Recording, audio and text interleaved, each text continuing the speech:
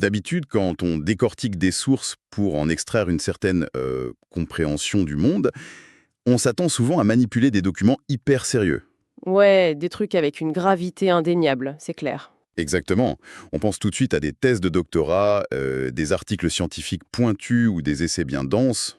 Le genre de texte où le vrai savoir s'exprime dans un langage hyper codifié, quoi. Voilà. Sauf que, aujourd'hui, pour notre nouvelle exploration en profondeur, la matière première, c'est vraiment autre chose. On a sur la table une pile de feuilles à grands carreaux. Et visiblement, elles ont bien vécu au fond d'un sac à dos, celle-là. Ah oui, complètement froissées, raturaux dans tous les sens, surlignées au fluo jaune et bleu. En fait, ce sont les notes de révision en anglais d'un élève de 6e, donc un enfant de 11 ans. C'est ça, et qui prépare visiblement un contrôle sur une unité qui s'appelle Fabulous Homes, donc demeure fabuleuse. Au premier coup d'œil, je t'avoue que la tentation, c'est juste de sourire et de classer ça dans la petite anecdote scolaire rigolote. Bah, c'est normal, on y trouve vraiment les bases les plus rudimentaires du vocabulaire de la maison. C'est l'impression que ça donne, ouais. Mais en parcourant ces pages griffonnées, on se rend vite compte que l'enjeu dépasse largement le fait de juste mémoriser des mots pour faire plaisir aux profs. Complètement. L'objectif de notre décryptage d'aujourd'hui, pour ceux qui nous écoutent, c'est absolument pas de faire une session de rattrapage en anglais basique. On cherche plutôt à isoler la mécanique avec laquelle une langue structure littéralement l'espace physique. Et c'est fascinant d'observer ça en temps réel, de voir comment on équipe un esprit de 11 ans pour cartographier son monde. C'est exactement ça. Et le décalage est assez drôle en fait, parce qu'on passe d'un apprentissage hyper banal, genre le mot pour un évier, à des scénarios architecturaux complètement fous avec des palais royaux ou des maisons hantées. En même temps, c'est une démarche pédagogique implacable. Pour un enfant ou même pour un adulte qui apprend une langue, maîtriser la description de son environnement immédiat, c'est se doter des fondations de la pensée spatiale. Ah, tu veux dire avant même d'aborder des concepts abstraits? Voilà, avant d'espérer articuler des opinions politiques complexes, il faut déjà savoir nommer le sol sous ses pieds et le plafond au-dessus de sa tête. Et tout ce qu'il y a entre les deux d'ailleurs. Donc l'architecture du langage commence par l'architecture de l'habitat. Ok, décortiquons tout ça. Nos fameuses notes abordent la question de façon très intuitive, de l'extérieur vers l'intérieur. Oui, on commence par l'enveloppe du bâtiment avant de parler des meubles. C'est ça. On a d'abord les listes classiques, la différence entre la simple maison, la house, et l'appartement, donc le flat ou l'appartement. Mais le prof ne s'arrête pas à la banalité suburbaine. Ah non, pas du tout. L'élève doit apprendre des termes comme villa, mansion pour le manoir, palace pour le palais, et même castle, le château. Sans oublier les adjectifs pour l'ambiance, Luxurious, cozy, huge. et le fameux haunted pour les maisons hantées. C'est génial parce qu'on équipe l'enfant non seulement avec les dimensions physiques, mais aussi avec la résonance émotionnelle. Un bâtiment, c'est jamais neutre en fait. Ouais, totalement. Mais là où j'ai vraiment tiqué en lisant ces notes, c'est sur la structure des étages. Ah oui, la fameuse question des étages. Le cours insiste à fond sur le basement pour le sous-sol, l'attique pour le grenier, et surtout, alors là, il y a un panneau d'avertissement géant, la différence entre le ground floor britannique et le first floor américain. Un grand classique. Justement, j'ai toujours une théorie là-dessus. J'ai toujours soupçonné que cette histoire de rez-de-chaussée qui devient le premier étage aux États-Unis, c'est juste un piège sadique inventé par les profs pour enlever des points. Genre, oups, t'as oublié qu'on était au Royaume-Uni? Moins 2 points. Exactement. Mais est-ce que cette histoire de ground floor britannique versus américain, c'est pas juste ça, un piège classique plutôt qu'une vraie nécessité de communication? Alors, on pourrait croire à une simple astuce d'examen, mais et ce qui est fascinant ici, c'est que ça cache en réalité une véritable fracture culturelle dans la perception mathématique de l'espace. Attends, mathématiques. Oui, c'est un conflit de systèmes d'indexation. Le système britannique, tout comme le nôtre en français, fonctionne sur ce qu'on appelle l'indexation 0 en informatique. D'accord, donc le sort de la rue, c'est le 0. C'est ça, c'est la lignée de base, le contact avec la Terre. Le first floor, le premier étage, représente donc le premier effort d'ascension au-dessus du niveau naturel. Ah, je vois, on s'élève de 1. Voilà, alors que le système américain commence à compter à partir de 1. Dès que tu franchis le seuil, tu es sur le niveau 1, parce qu'on considère l'occupation de l'espace en elle-même, pas son élévation. C'est hyper intéressant vu comme ça. Donc le système européen se dit que le sol est un droit acquis, à 0, et le système américain se dit que couler une dalle de béton, c'est déjà le niveau 1. Exactement. Et le prof sait très bien que l'esprit francophone va trébucher là-dessus. D'ailleurs, t'as vu les annotations de l'élève? Oui, il a souligné en rouge l'interdiction de traduire littéralement. Et il y a aussi des mises en garde sur l'orthographe, genre ne surtout pas oublier le double O à bedroom. Ça montre bien l'effort cognitif qu'il faut pour abandonner sa propre logique linguistique. Le prof sait que le cerveau de l'élève va lutter pour calquer sa matrice maternelle sur une autre langue. Ouais, c'est pas juste traduire mot à mot, faut s'adapter à la logique de l'autre. Bon, une fois qu'on a compris si on est au niveau 0 ou 1, il faut bien remplir les pièces. On passe à la micro-architecture. Le mobilier. Ou refrigerator, le oven, le sink, le salon avec le couch ou sofa, le armchair. Et pour la chambre, le fameux duel transatlantique. Oh oui, la wardrobe britannique contre le closet américain, ou la commode chest of drawers contre dresser. C'est fou cette double approche. En même temps, on ne prépare pas cet enfant juste pour demander son chemin à Londres. Ouais, on le prépare pour un monde globalisé où il va consommer des séries des deux côtés de l'Atlantique. C'est une observation très juste. L'enseignement moderne intègre vraiment cette porosité. On donne à l'apprenant un vocabulaire élastique. Mais c'est là que ça devient vraiment intéressant, parce que c'est pas les mots qui m'ont fait bloquer, c'est la grammaire qui les soutient. La fameuse règle du il y a. Voilà.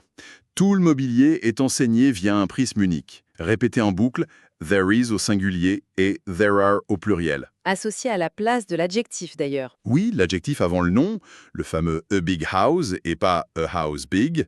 Mais pour revenir à there is, pourquoi cette obsession? On parle à un préado. Ce serait pas plus intuitif de lui apprendre avec la possession? Comment ça? Dire « dans ma chambre, j'ai un lit, j'ai une télé ». Un lieu de vie, c'est intime, c'est viscéral. Lui faire dire froidement « il y a un lit », on dirait un inventaire de scène de crime ou un rapport de police. Je vois ce que tu veux dire. Pourquoi ces cours insistent-ils autant sur la formule de l'existence, ce fameux « il y a », plutôt que sur la possession, le verbe avoir, pour décrire une maison? Eh bien, c'est précisément l'enjeu cognitif de la leçon. Le côté clinique, comme tu dis, c'est le but. En privilégiant l'existence avec there is ou there are, on force l'élève à se décentrer.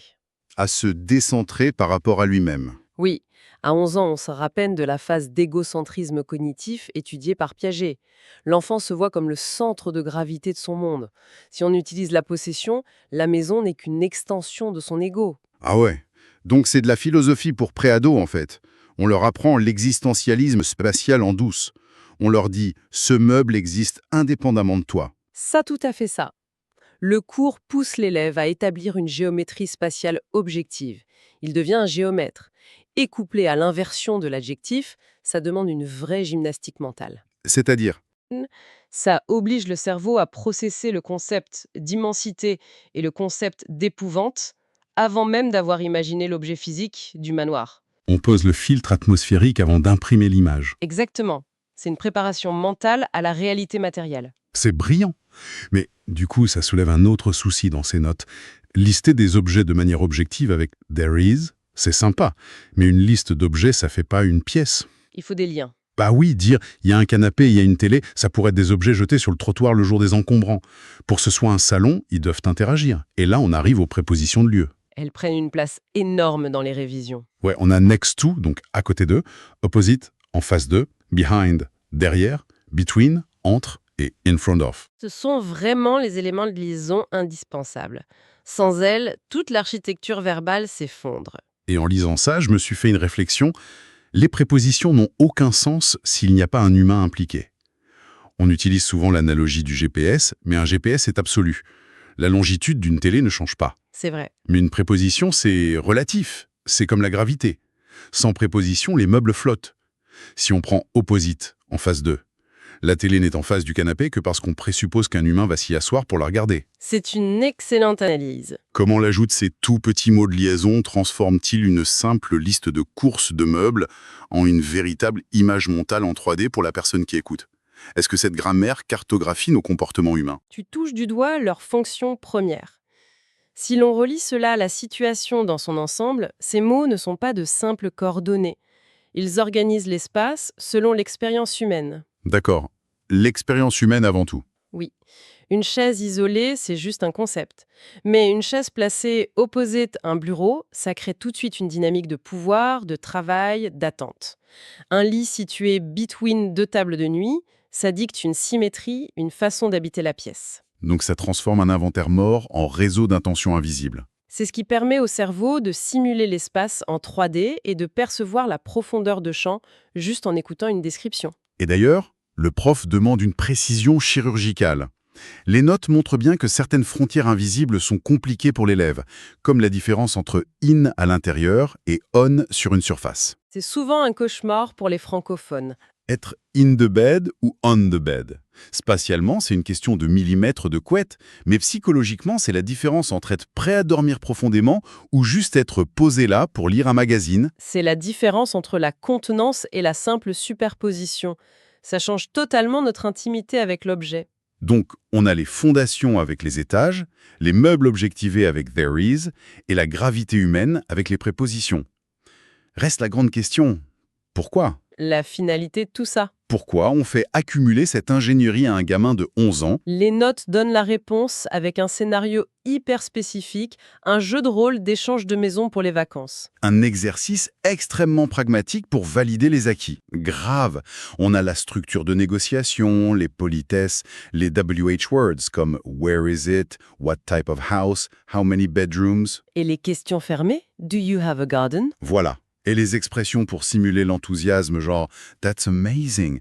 Il y a même une référence directe au film The Holiday dans la marge. Ah oui, la comédie romantique où elles échangent leur vie entre Londres et la campagne anglaise. Ça donne un cadre culturel sympa. Sauf que, et c'est là que je comprends plus, on n'échange pas de petits pavillons normaux. La liste des demeures fabuleux étudiants classés est hallucinante. C'est-à-dire? La maison numéro 3, c'est la réplique exacte à Houston de la maison volante du film Là-haut de Pixar. D'accord. La maison numéro 1, c'est un manoir historique à Joliette réputé pour être authentiquement hanté. Et l'élève doit décrire la salle de cinéma au 2e étage du manoir hanté. C'est très précis. Et la maison numéro 2, c'est Buckingham Palace. 775 pièces, 52 chambres et 78 salles de bain. 78. Ça fait beaucoup de plomberie. Mais alors, qu'est-ce que tout cela signifie au fond? Pourquoi imposer ça à un 6e? Quand est-ce qu'il va négocier un échange de maison impliquant un domaine plein d'ectoplasme ou un palais de 78 salles de bain? En lui disant « Bonjour, j'échange mon 3 pièces contre votre manoir hanté ». C'est complètement absurde, non? Alors, sur le plan utilitaire pur, oui, c'est très absurde. Il n'y a aucune chance que cet enfant réserve Buckingham Palace l'été prochain. Mais cela soulève une question importante sur le plan de la psychologie cognitive. C'est même un coup de génie. Un coup de génie? Ouais. Si tu demandes à un enfant de mémoriser les prépositions ou le décompte des étages pour décrire la buanderie de ses parents, son cerveau va juste s'éteindre d'ennui. C'est vrai que la buanderie, ça fait pas rêver. La banalité ne s'imprime pas dans la mémoire à long terme. L'information n'est pas encodée durablement. Ah, donc on utilise le sensationnel pour forcer la mémorisation, ok. Exactement. L'hyperbole, les fantômes, les 78 salles de bain de la reine, ce sont des hameçons cognitifs. En essayant d'imaginer comment enfuir un esprit frappeur, en passant du 1er au 2e étage d'un manoir, l'enfant manipule la grammaire spatiale sans y penser. Il applique la règle de l'adjectif avant le nom parce que a huge haunted mansion, ça stimule carrément son imagination. La grammaire devient le code source pour construire son propre scénario de film mental. Ce n'est plus une contrainte. L'imagination, comme cheval de Troie pour la grammaire, c'est redoutable. Et quand on prend un peu de recul sur ces quelques pages raturées, on réalise l'ampleur du voyage intellectuel. On a commencé par empiler des briques verbales débattues sur l'index 0 ou 1 des étages. On a appris à se détacher de nous-mêmes, à être clinique avec « il y a ». Ouais. Et découvert que ce sont les petits mots de liaison qui agissent comme une force gravitationnelle. Tout ça pour donner à un gamin la capacité de modéliser l'excentricité absolue et de négocier l'invraisemblable. Ces simples notes de collégiens sont un vrai manuel de simulation spatiale. C'est le grand paradoxe de l'apprentissage des langues. Le vocabulaire de la maison a l'air prosaïque, mais c'est la clé de voûte de notre rapport au monde. Maîtriser ça, c'est structurer la réalité avant même d'y poser le pied. C'est pour ça que ce n'est pas juste un exercice de nostalgie scolaire pour tous ceux qui nous écoutent. Ça nous rappelle que la structure de nos phrases définit vraiment les contours des pièces dans lesquelles on vit. Complètement. Ce qui m'amène à une petite réflexion provocatrice. Pour clore cette analyse, un défi mental. Si on devait décrire notre propre domicile actuel, là, tout de suite, en utilisant seulement ces contraintes cliniques de 6e. Oula. Seulement there is, there are, les meubles basiques et les implacables prépositions spatiales, en s'interdisant tout adjectif émotionnel derrière lequel on se cache d'habitude pour justifier le chaos de notre intérieur. Ça ferait mal. Ouais. Quelle vérité dérangeante, ou quel désordre ignoré de notre propre lieu de vie deviendrait soudainement aveuglant sous l'éclairage de cette radiographie grammaticale stricte. En tout cas, merci d'avoir suivi ce décryptage de l'architecture invisible de nos mots et à la prochaine exploration.